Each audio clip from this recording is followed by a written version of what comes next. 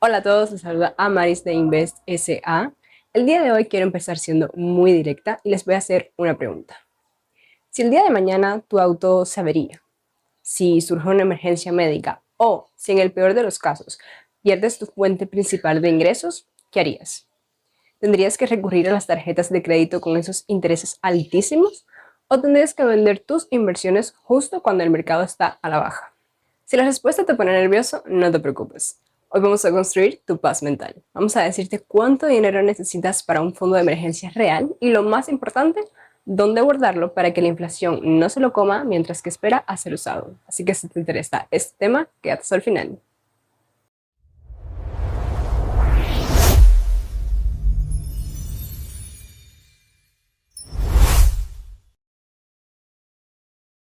Antes de sacar la calculadora hay que entender el concepto. Un fondo de emergencia es un dinero en efectivo destinado exclusivamente a gastos inesperados y críticos.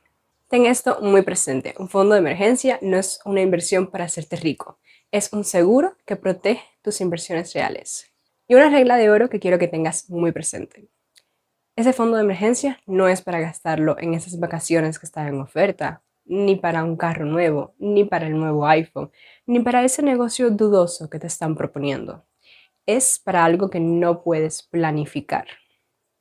Tener ese fondo de emergencia te hace un mejor inversor porque te da el poder de permanencia. Si en un futuro el mercado cae un 20%, tú no tienes que vender nada en rojo para pagar el alquiler, porque tienes ese fondo de emergencia que te protege. Con esta pregunta es que muchos se confunden. Vamos a dividirlos en niveles para que puedas comenzar hoy mismo. Nivel número 1, el fondo inicial o de supervivencia. Si hoy en día tienes deudas de tarjetas de crédito o estás empezando de cero, empieza por acomodar tus gastos y ver que realmente es un gasto necesario. A partir de ahí, comienza a ahorrar un mes de tus gastos básicos. Es un pequeño escudo, pero te va a salvar de esas microemergencias que son las que descarrilan tus finanzas.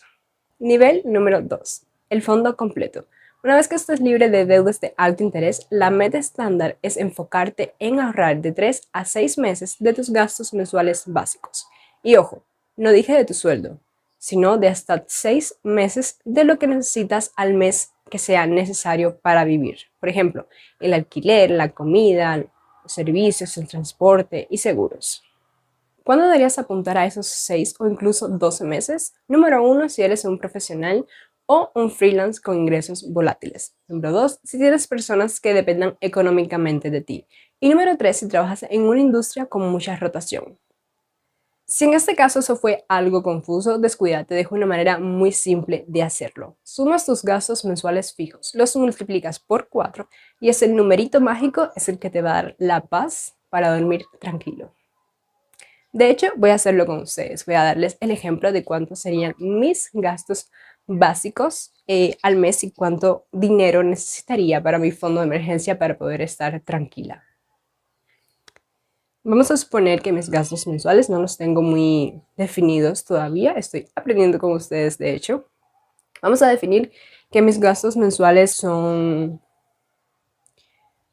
vamos a ponerle entre alquiler, entre el internet, del celular y de la casa. Vamos a ponerle algo del mercado. Vamos a ponerle un pequeño extra de alguna salida, transporte. No, yo no uso mucho el transporte, pero si lo usas también deberías ponerlo. Vamos a ponerle algo pequeño de al mes. Vamos a suponer que mis gastos mensuales al mes, va sumando todo, y mis gastos son unos 1500. Esos 1500 los multiplicas por 4. En mi caso daría 6000. 6000 es lo que yo, por ejemplo, necesitaría en un caso hipotético para poder estar tranquila durante unos 4 meses aproximadamente en el caso de que pierda una fuente de ingresos grande. Pero vieron cómo es muy sencillo de hacer. Déjenme aquí en los comentarios si ya lo han hecho, si lo intentaron y más o menos cuánto necesitarían al mes para poder respirar y no estar tan nerviosos en caso de perder su empleo, por ejemplo. Antes de continuar con el video, solamente quería decirte que si está gustando, te está aportando valor, no te olvides de darle like, suscribirte y activar la campanita de notificaciones para que YouTube te avise cada vez que subamos un video nuevo. Además, comparte esa información, comparte este video, no te lo quedes solamente para ti, compártelo con tus amigos, con tus familiares, para que cada vez más personas puedan tener una mejor educación financiera y tomar mejores decisiones respecto a su dinero. Tu apoyo nos va a ayudar muchísimo a que el canal siga creciendo y a llegar a cada vez a más personas. Ahora sí, vamos a continuar con el video. Aquí es donde la mayoría comete un gran error: guardarlo debajo del colchón o en un banco tradicional que te paga el 0%. Si la inflación es del 3 al 5% anual, tu seguridad te está costando dinero. Pero no te preocupes, aquí te dejo 3 características no negociables que debe tener tu fondo de emergencia. Número 1. Liquidez inmediata. Debes poder tener acceso a este dinero en menos de 48 horas. No puedes ponerle un plazo fijo a un año donde no puedas tocarlo. Número 2. Bajo riesgo. No puedes estar en bitcoins ni en acciones individuales. Si surge la emergencia justamente cuando la bolsa cae, habrás perdido tu protección. Número 3. Rendimientos. Debes tener tu dinero en cuentas de alto rendimiento o fondos de mercado monetario, por ejemplo, letras del tesoro, zetas de 3 meses. Estos instrumentos te pagan un interés que, aunque no te van a hacer millonario, ayudan a que tu dinero mantenga su poder adquisitivo frente a la inflación. Busca opciones en tu país que te paguen una tasa cercana a la tasa de referencia, así tu fondo de emergencia trabajará mínimamente mientras descansa. Sé que ahorrar miles de dólares suena complicado, pero aquí te dejo la estrategia.